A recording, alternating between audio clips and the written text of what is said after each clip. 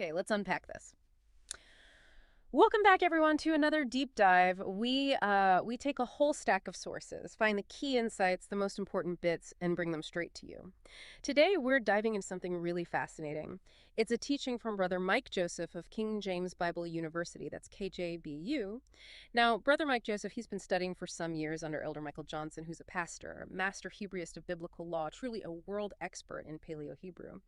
So the grounding here is significant, and this specific teaching, it digs into a really profound question, one he poses that kind of challenges all of us, really makes you look inward. The question is, am I a slothful servant? Yeah, and what's so compelling, I think, is how Brother Mike Joseph approaches this. He uses this sloth, this seemingly harmless, slow creature, but uses it as this incredibly potent spiritual mirror. It's quite astute choice. He draws heavily on Romans 1:20, which tells us quite profoundly that Jehovah's invisible qualities, his power, his nature, they're clearly seen through what he's made. So the creation itself testifies, leaving us, as the scripture says, without excuse. And this teaching really leverages that exact principle. It gives us this vivid, sometimes, let's be honest, uncomfortable way to see ourselves, to recognize maybe our own spiritual laziness, our own lethargy. It really forces you to consider, how much do I resemble that slothful servant? Right, okay, so let's start there. We should probably get into the actual characteristics of the sloth first, and then, like you said, draw out those analogies, which sound pretty direct, maybe even surprising, connecting them to our spiritual lives. It really makes you see this famously slow animal in a totally different light, doesn't it? It absolutely does. And Brother Mike Joseph, he meticulously unpacks several key traits of the sloth. It's quite detailed. And then, with really remarkable precision, he shows how these physical things illustrate aspects of spiritual slothfulness within us. It's a brilliant use of analogy, really. A masterclass in observation applied spiritually.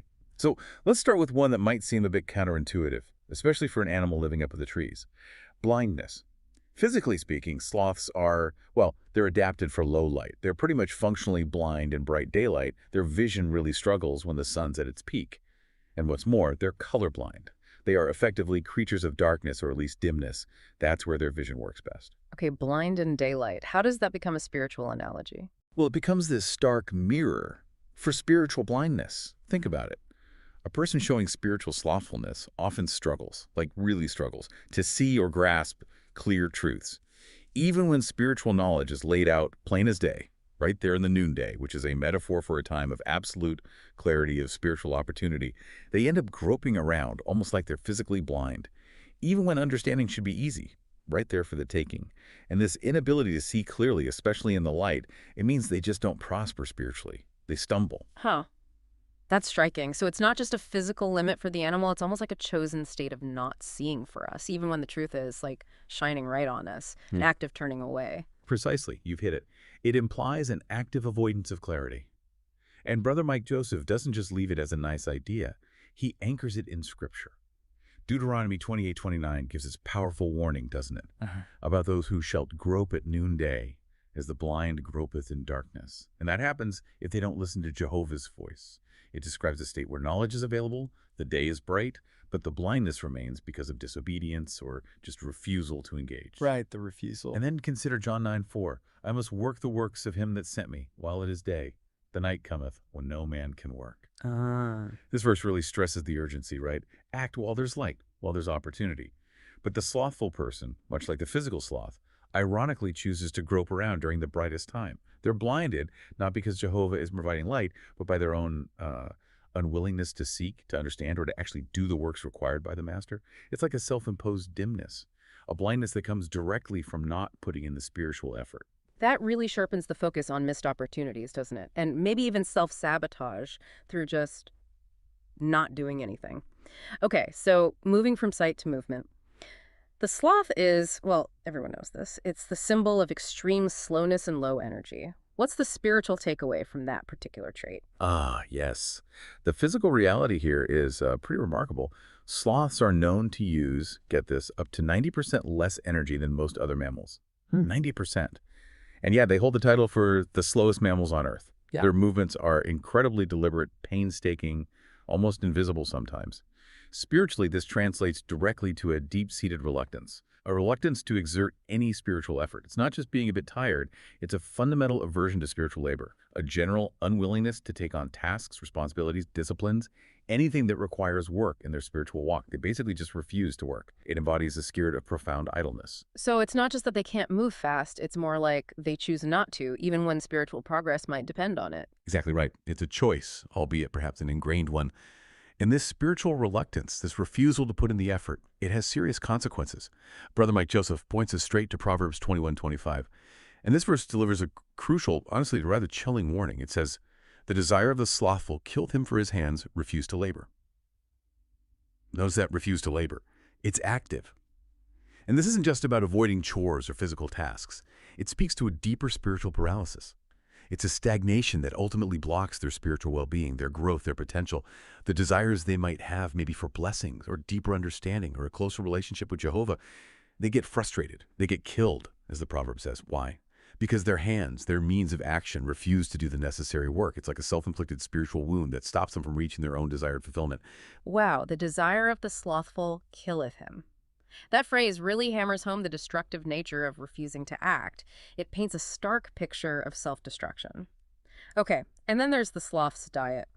They're incredibly specific, almost weird nutritional habits. Brother Mike Joseph apparently uses this too to make a very pointed spiritual statement. He does indeed.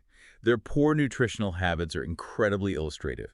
Physically, sloths mainly eat leaves, tree leaves. Now, they get some nutrients, obviously, but leaves are notoriously low in nutritional value, barely enough energy to keep their super slow metabolism going. And interestingly, they don't usually eat fruits, which are packed with more nutrients and energy. And just to show how slow their whole system is, it can take up to a month for their food to digest properly. A whole month? A month. So they're basically choosing the easiest food source, nutritionally speaking, and their system is incredibly slow at processing even that minimal stuff. That's exactly it. And spiritually, this becomes a symbol for only taking in the bare minimum of spiritual nourishment. A slothful person might engage with teachings, but only on the surface, just grazing on the easy-to-digest stuff, rather than digging for deeper, richer truths. They neglect the fruits of the Spirit.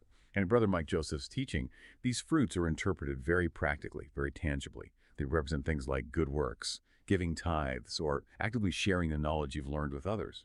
Fruit, he really emphasizes this, is meant to be shared and eaten.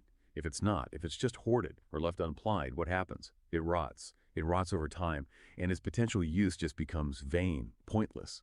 It underlines the vital importance of not just getting knowledge, but acting on it, applying it, distributing it, and doing it in a timely way. The moment you receive insight or blessing, there's this imperative to turn it into fruit. That's a potent image, spiritual knowledge or blessings rotting if they aren't used or shared. It really stresses the active part of faith, doesn't it? It's not enough just to consume, you have to produce something with it. Now, sloths are also known for being really fearful and immobile. How does that translate spiritually in this teaching? Yes, their fearful and immobile behavior provides another incredibly strong parallel. Physically, sloths seem perpetually on edge, naturally fearful, always worried about being hunted. Their main defense, avoidance, absolute stillness. They blend right into the tree, camouflaging themselves so well they look like part of the bark or the leaves. They rarely move to new trees or locations, preferring to just stay put as long as their current tree has leaves. One of their main predators, the harpy eagle, they mostly avoid just by staying completely motionless. It's survival through non-engagement. So it's not just a physical stillness, but a spiritual one too. A choice to avoid the hard stuff, the challenges, the potential dangers that come with actually growing and engaging spiritually. That's a very keen observation, yes. Spiritually, this represents a deep-seated desire to just stay hidden, unnoticed, to avoid responsibility, maybe avoid confrontation, or just the general difficulties that always accompany genuine spiritual growth. It's a fundamental lack of proactive engagement, a profound reluctance to move beyond your current comfort zone, even if that zone is stagnant. They might fight back if directly attacked, when their comfort is undeniably disturbed, but they won't take steps to prevent the attack by being proactive. And they certainly won't initiate growth themselves. This passive, fearful way of existing is a real hallmark of spiritual slothfulness. The potential for discomfort outweighs the need for progress. They end up prioritizing safety over spiritual life, essentially becoming spiritually camouflaged, invisible to the work Jehovah actually has for them. The deep avoidance of discomfort seems to touch everything they do, even basic bodily functions, which leads right into their infrequent action and incredibly slow digestion. This just seems to reinforce the whole theme of stagnation, right? Precisely. It hammers it home. Their infrequent action and slow digestion really underscore this profound theme of extreme procrastination and chronic delay. Physically, it's just astonishing. They only come down from the trees to defecate, and that happens maybe once a week. Once a week. Combine that with their incredibly slow digestion taking up to a month, and you see a creature running on the absolute slowest possible schedule for basic life functions. Spiritually, this signifies a chronic inability to quickly process spiritual truths, to apply them, or to act on them consistently. It's not just putting things off now and then, it's an ingrained habit of spiritual procrastination. Essential spiritual digestion, taking things in, and elimination acting on them, releasing what's learned, gets delayed indefinitely. This creates a constant backlog of unprocessed truth, a failure to integrate spiritual food into consistent action. And that obviously hinders their ability to move forward or truly thrive. It's like spiritual constipation, really. Vital actions are perpetually postponed, leading to discomfort and spiritual stagnation. You're painting a very detailed and frankly quite uncomfortable picture of this spiritual sloth. It really forces you to look at your own tendencies. What about the idea of discipline and chastisement? How does Brother Mike Joseph connect that to the sloth? This point is absolutely critical. The lack of discipline and chastisement. Physically, a sloth seems to operate without any sense of urgency or discipline or internal correction mechanism. Yeah. They look perfectly content, just chilling, without a care, embracing total inactivity. There's no apparent internal drive for effort or improvement. Spiritually, Brother Mike Joseph links this directly to a state of spiritual ease, yeah, but also pervasive complacency and a profound unwillingness to undergo what he metaphorically calls the beating. Now, this beating symbolizes the necessary discipline, the trials, the challenges required to produce spiritual oil. And this oil represents endurance, resilience, and sustained spiritual light. So the spiritual oil, the light, it isn't just given freely. It has to be refined through some kind of process, maybe even a difficult one. Exactly. It's produced through effort and refinement. He draws a direct scriptural parallel here to Leviticus 24:2. That verse speaks of bringing pure oil olive, beaten for the light, to cause the lamps to burn continually. The beating of the olive is the physical process that extracts the purest oil. Spiritually, this beating is a powerful metaphor. It stands for the trials, the corrections, the consistent effort, sometimes the painful discipline that is absolutely essential for sustained spiritual light and productivity. If you're unwilling to endure this beating, if you avoid discipline and correction, then there's no oil. And without oil, there's no continuous spiritual light. The sloth and its utter lack of self-discipline perfectly embodies a spiritual journey that's missing those necessary pressures, internal and external, that produce real spiritual substance and staying power. It suggests that spiritual comfort often comes at the price of genuine depth and resilience. The image of being beaten for spiritual oil is very vivid. It really highlights that growth isn't passive, is it? It often involves discomfort, maybe even struggle. And what about their justification for all this inaction? You mentioned a no master mentality. Yes, this no master mentality is particularly insidious because it reflects a fundamental dismissal or maybe misunderstanding of accountability. Physically, the sloth, just by how it lives, seems to act as if there's no overseer, no master watching its every move. This allows it to justify its inherent inaction, its laziness. It just operates on its own slow whim, seemingly free from demands. Spiritually, this directly mirrors a serious disregard for Jehovah's omnipresence and a disregard for the profound responsibilities that come with being a servant to the Most High. It's like sleeping on the job or acting like you're off the clock when in reality you were always on the clock for Jehovah. So they kind of convince themselves they aren't accountable, or maybe that their inaction just goes unnoticed. Precisely. That's the danger. This mentality denies a fundamental truth, powerfully stated in Proverbs 15:3. The eyes of the Lord are in every place, beholding the evil and the good. There is absolutely no hiding from Jehovah's sight. His awareness is constant. It's total. So this no master idea leads to this insidious form of spiritual deceit. It's really a self-deception. It allows the slothful person to rationalize their lack of effort, their lack of commitment, thinking they can somehow escape the consequences just because they don't see immediate oversight. He creates this huge disconnect between the service they might profess and how they actually behave day to day. That's a deep thought. It really hits at the core of our perceived autonomy versus our actual constant accountability. And then you mentioned something about a smile earlier. What's the deal with the smile of deception? That sounds particularly unsettling. The smile of deception is, it's one of the most subtly disturbing traits. Physically, sloths often appear to have this seemingly content, almost serene smile, an expression you could easily mistake for simple happiness or innocence. But Brother Mike Joseph draws a deeply insightful spiritual analogy from this look. He compares it to a slothful person who puts on a front, pretends to be happy or pretends to be knowledgeable or even pretends to be genuinely willing to help, but in reality is deeply deceitful and totally uncommitted underneath. So it's like a facade, a kind of spiritual performance art. Exactly. A performance. They might speak the fair, as the scripture says, offering promises that sound good but are ultimately empty. They might say things, and Brother Mike Joseph uses very relatable language here, like, I'm going to go do this teaching right here, or, yeah, I'm going to go help this sister and this brother over here, or I'm going to go do this, I'm going to go do that. All sounds great.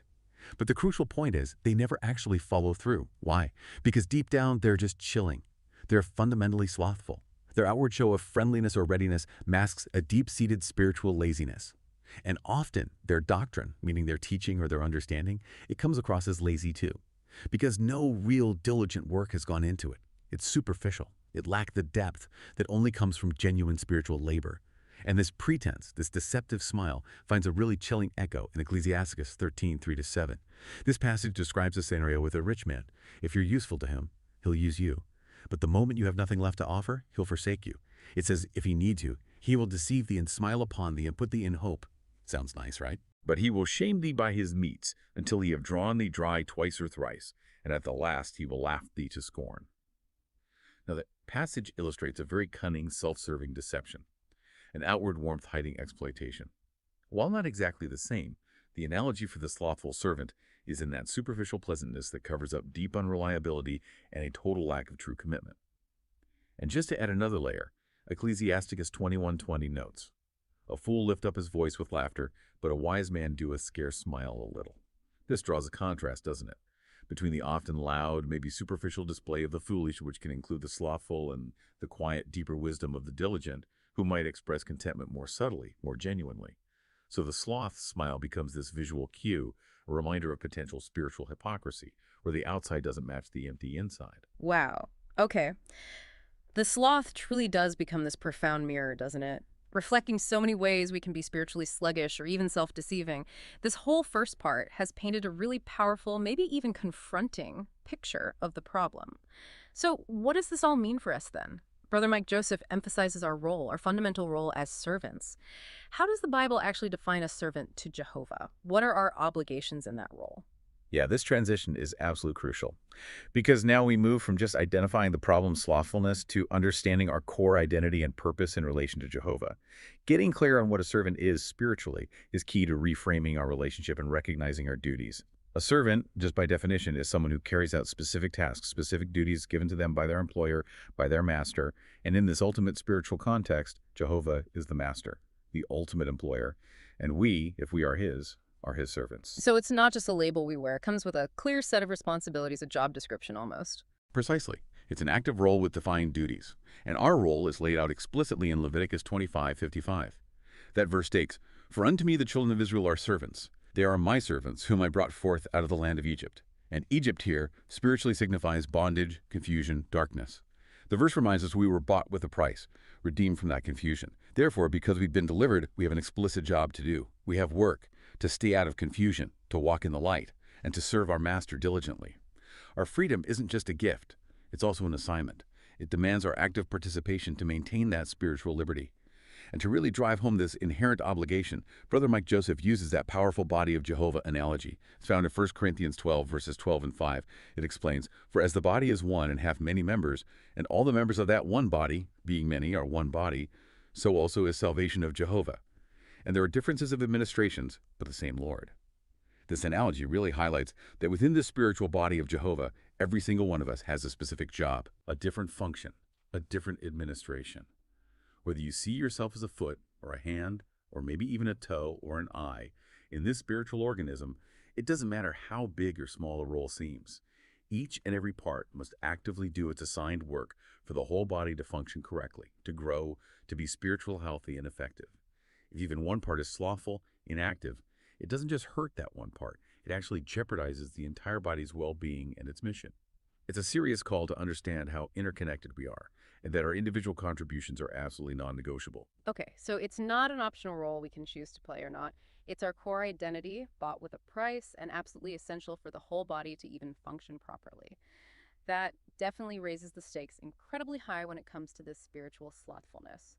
What then are the really dire consequences if we choose to remain slothful in that role? The consequences, the spiritual ramifications of being a slothful servant are, as you say, incredibly grave. Brother Mike Joseph lays out several severe outcomes. First, slothfulness can lead directly, and maybe surprisingly, to despising Jehovah's name. Malachi 1:6 tackles this head-on with profound clarity. It says, "A son honoreth his father, and his servant his master. If then I be a father, where is mine honor? And if I be a master, where is my fear?" See, the verse sets up a basic principle. Sons honor fathers, servants fear, meaning they reverence and respect their masters. Brother Mike Joseph then asks, very pointedly, where is our desire? Where is our true reverence towards Jehovah? Slothfulness, seen through this lens, isn't just laziness. It's treated as a direct act of despising Jehovah's name. It's like acting as if he isn't watching, taking extra long breaks, metaphorically speaking, taking excessive lunches while you're still supposed to be on the clock for him. It amounts to a profound act of disrespect of our master, a casual dismissal of his authority and his constant awareness. It's not just failing to do work, it's diminishing the reverence Jehovah's due. Second, and this one is equally chilling, there's a consequence of being cut off or overturned. Think about a physical body again. If a part, let's say your toe, stops getting blood flow, what happens? It dies, right? And to stop gangrene, to prevent damage spreading to the rest of the body, that dead part often has to be amputated, like removing a dangerous blood clot. Spiritually, the analogy is stark. If you are slothful, it signifies that you basically could care less about what may happen, either to your own spiritual standing or the spiritual body as a whole. This spiritual apathy, this deep indifference, leads directly to being replaced and overturned. Your unique spot, your specific job or administration within Jehovah's spiritual body, it can be taken and will be taken by someone else who is willing to step up and actually do the work. It's a severe warning against complacency. Your position isn't guaranteed if you neglect your duties. The spiritual body will, in effect, self-correct by replacing members who aren't contributing. That's a truly stark image being replaced. It really makes you realize that inaction isn't neutral. It has real, tangible consequences for your spiritual place and connection to the larger body. Is slothfulness actually considered a curse in this teaching? Yes, absolutely. Brother Mike Joseph explicitly frames slothfulness as a curse. And importantly, it's a self-imposed one. It's a direct result of disobedience. Deuteronomy 28:15 clearly states that if you will not hearken unto the voice of the Spirit of Jehovah thy God to observe and to do all his commandments, all these curses shall come upon thee and overtake thee. Slothfulness in this context is seen as a failure to listen, a form of disobedience that just swings the door wide open for these negative outcomes. This includes that condition we already discussed, groping at noonday as the blind gropeth in darkness, that profound inability to grasp clear truth even when it's right there. And the result? You will not prosper in your ways. You'll be oppressed and spoiled. These aren't random misfortunes. They're presented as direct spiritual consequences flowing from your own inaction and spiritual apathy. It's a clear cause and effect. Disobedience breeds sloth. Sloth invites spiritual curses, and that leads to a lack of spiritual prosperity. So it's not just a personal failing, it actually invites these severe negative consequences into your life. Wow. And what about people who have received truth? They have knowledge, they understand things, but then they just sit on it, fail to act or share. That leads directly to another powerful concept, holding the truth in unrighteousness. Romans 1:18-20 delivers a particularly potent warning that applies exactly here. It says, "For the wrath of God is revealed from heaven against all ungodliness and unrighteous men who hold the truth in unrighteousness." Why? "For the invisible things of him from the creation of the world are clearly seen, being understood by the things that are made, even his eternal power and Godhead, so that they are without excuse." This passage is profoundly significant in Brother Mike Joseph's teaching. What it means is, if you've been given truth, especially if you consider yourself in the truth, you possess knowledge, understanding, maybe the ability to help others, but you do nothing with that truth. You hoard it, you fail to act on it, you let it sit dormant. You are actively holding that precious truth in unrighteousness. And as the verse plainly states, this leaves you absolutely without excuse for your slothful spirit. The truth was available, it was clearly seen, yet you chose inaction. And that choice incurs divine wrath. It's not just a passive oversight. It's presented as an active offense to ignore or suppress the truth you've been privileged to receive. Without excuse. That's a heavy phrase. It really puts the weight of responsibility squarely on those who have knowledge, doesn't it? Implying that knowledge itself brings an obligation to act. And you mentioned earlier how sloths prefer the dark. How does that connect to a kind of spiritual veil of laziness? Yes, the concept of the veil of laziness is a particularly insightful and powerful one in this teaching. Brother Mike Joseph uses the historical example of Moses coming down from Mount Sinai. Remember, his face was literally shining, radiating light from having spoken directly with Jehovah. That's in Exodus 34:29-35. And the children of Israel, they were actually afraid of that brightness, so Moses put a veil over his face. Now, Brother Mike Joseph connects this to 2 Corinthians 3:13-14, which explains that spiritually speaking, the minds of many were blinded. For until this day remaineth the same veil untaken away in the reading of the Old Testament, quote.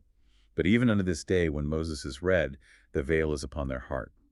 This biblical veil clearly symbolizes a profound spiritual blindness. So it wasn't just a physical cloth back then, but represents something spiritual that blocks true understanding even now. Exactly. And in this teaching, that veil, that spiritual blindness, is directly attributed to laziness. Instead of actively working to remove the veil, wrestling with the truth, engaging with it to gain clarity, the slothful person prefers to just close their eyes and go to sleep, metaphorically speaking. They find it much easier to operate in the darkness of inaction. They choose the comfort of spiritual ignorance, or maybe just semi-awareness, over the demanding, revealing light of truth. This laziness creates a kind of spiritual fog, a self-imposed barrier that prevents them from clearly seeing and acting on divine truths. Much like the physical sloth prefers its dim, safe environment over the bright, challenging light of noon, it is presented as a conscious choice to remain veiled, thereby hindering their own spiritual sight. That's a chilling thought, actually choosing darkness over the light of truth, simply because it feels easier. And for many of us, I think the ultimate sign of laziness is procrastination, just putting things off. How does Brother Mike Joseph connect this really common habit to a dangerous spiritual cycle, and maybe link it to a very famous biblical parable? Procrastination is absolutely central, yes. It's seen as a core destructive characteristic of slothfulness, and it leads to this dangerous self-feeding cycle. Brother Mike Joseph vividly captures the typical excuses, the things we tell ourselves, oh, I'm just going to do it later, or yeah, I'll get to it in the morning. He emphasizes how this pattern shamefully continues, doesn't it? Delaying from days to weeks, maybe even months, until he says it's too late. And this pervasive habit, this chronic delay and resulting unpreparedness, is powerfully illustrated by the parable of the 5 foolish virgins in Matthew 25:1-8. Ah, yes, that parable is so well known. Can you unpack its specific relevance to slothfulness here? Absolutely, it fits perfectly. In the parable, remember 10 virgins take their lamps to meet the bridegroom. 5 are wise, 5 are foolish. The crucial detail, the foolish virgins took their lamps, yes, but significantly they took no oil with them. They had the external equipment, they looked ready on the outside, but they lacked the essential inner substance, the oil. Now, when the bridegroom was delayed, all of them, wise and foolish, got drowsy and slept. But then at midnight, the cry goes out, the bridegroom is coming, and that's the crisis moment. The lamps of the foolish virgins started going out. Why? Because they had no oil. Brother Mike Joseph's teaching interprets the oil here very specifically. It symbolizes the continuous effort, the unwavering endurance, the resilient strength that has to be cultivated and maintained. And how is it maintained? Through beating the olive, which, as we discussed, is that metaphor for discipline, chastisement, consistent spiritual labor.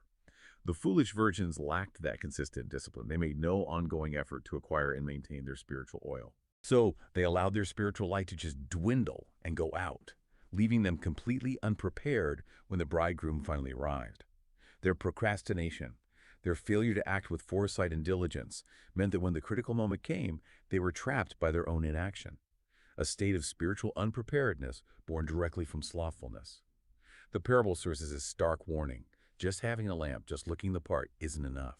You have to continually supply it with the oil that only comes from diligent spiritual work and discipline. That parable really does bring home the danger of delaying. It's not just about what you don't do, but what you fail to be prepared for when it really counts. Okay, so knowing all this, understanding these dire consequences of spiritual slothfulness, what's the way out? What's the path forward? It sounds like there's a real pressing urgency to break free from this slothful spirit and actually become that diligent servant. The path forward, yes, according to Brother Mike Joseph, is absolutely one of immediate diligent action. The urgency is palpable in his teaching. The core message is simple, but it's profoundly challenging. Work now, play later. And this isn't just, good advice for getting ahead in the world. It's presented as a spiritual imperative. Proverbs 6:4 commands, very directly, give not sleep to thine eyes, nor slumber to thine eyelids. That's a direct call to fight against spiritual drowsiness and inaction.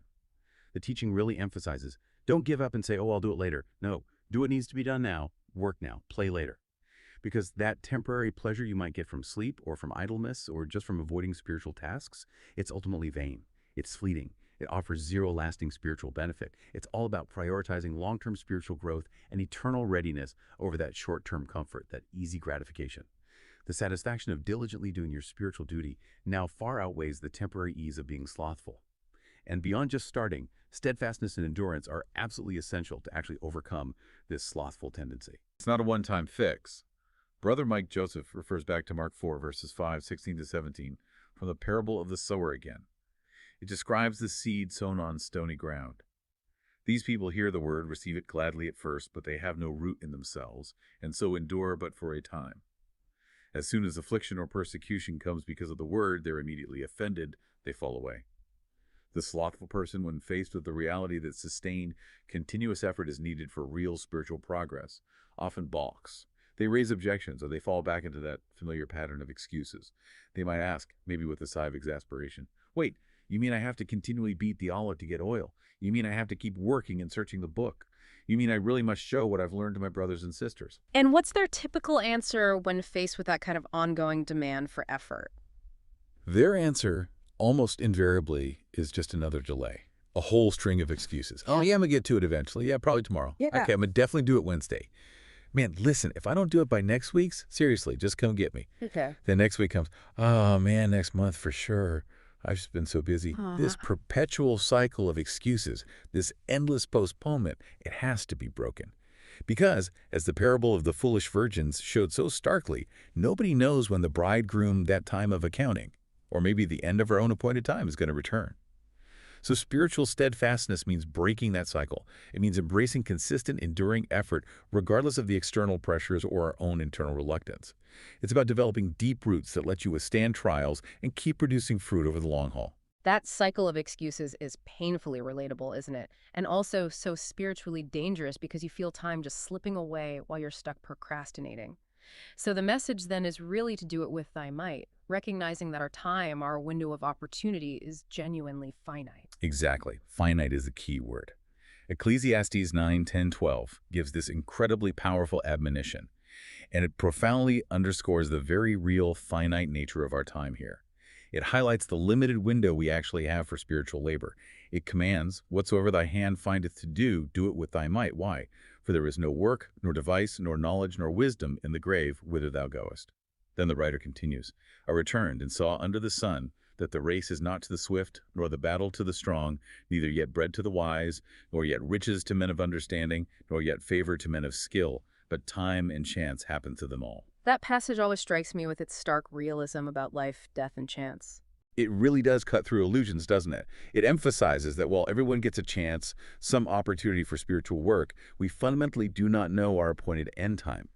Death or the end of our opportunity can fall suddenly upon us, unexpectedly snaring us, as the scripture says, in an evil time.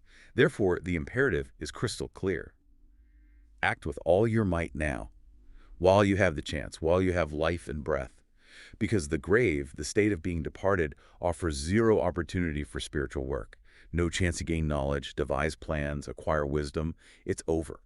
It's a powerful motivator to live with real purpose and diligence today, understanding that every single moment is this precious, finite gift for serving Jehovah. It pushes past earthly concerns and points squarely to eternal consequence. So that really drives home the urgency. There's just no guarantee of later or tomorrow when it comes to this. So the ultimate warning in this teaching really boils down to no delay in turning to Jehovah. Is that right? That's the bottom line. Precisely. That's the final urgent plea. The teaching culminates in this absolute critical warning. Make no delay in turning to Jehovah. 1 Thessalonians 5:2-8 warns us that the day of the Lord so cometh as a thief in the night, unexpectedly. Therefore we who aim to be children of the light must not sleep as do others, but let us watch and be sober. And that's not a passive waiting. It's an active, alert watchfulness.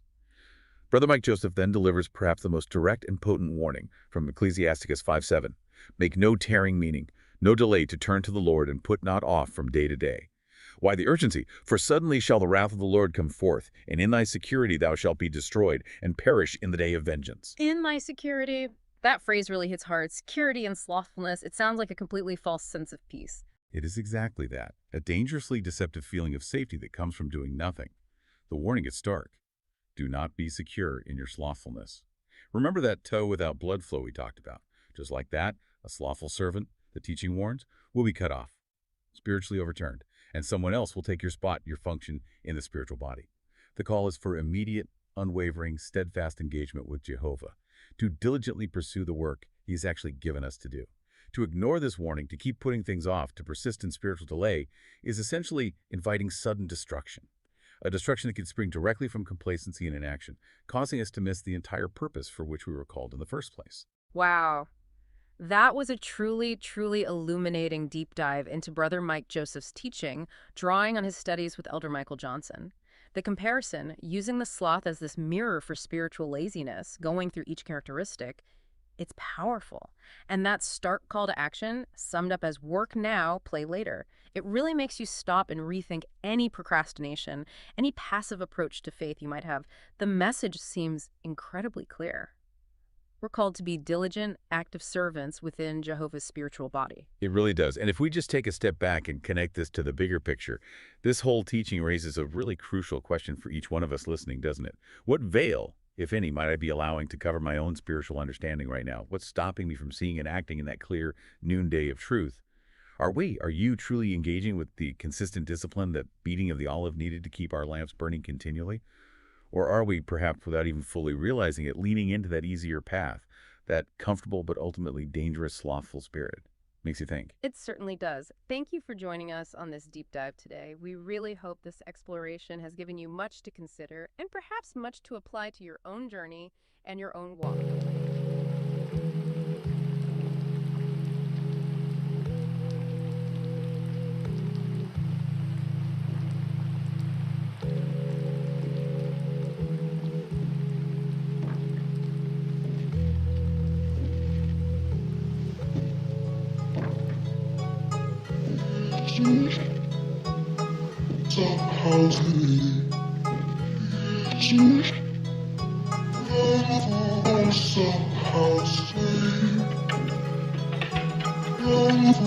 Somehow